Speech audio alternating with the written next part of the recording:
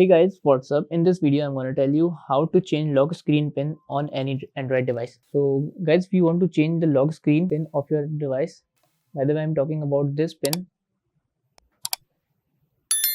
and I want to change the pin. So all you guys have to do, just go to settings, scroll it down.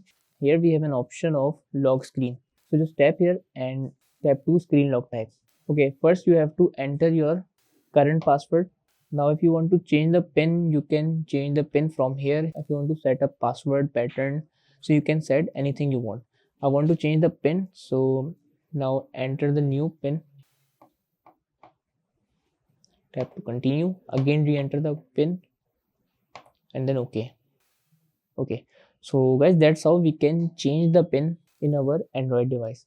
So that is it guys about the video. If this video helped you, kindly like the video and follow us for more tips and tricks. See you guys in next video. Take care.